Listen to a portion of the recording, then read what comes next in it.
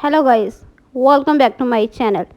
Today in this video I will show you how to fix screen recording not showing in control center on iPhone in iOS 18. First of all, subscribe to my YouTube channel and press the bell icon to get new tech videos. Now let's start the video. Solution 1. Open the control center on your iPhone. On the control center page, tap on plus icon, tap on add a control,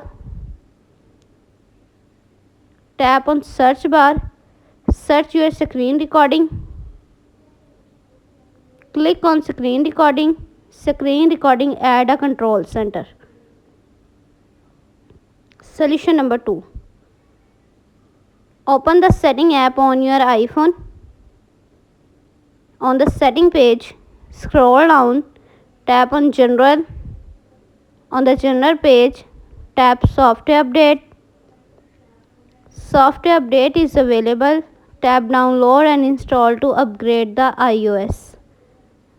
Thanks for watching this video.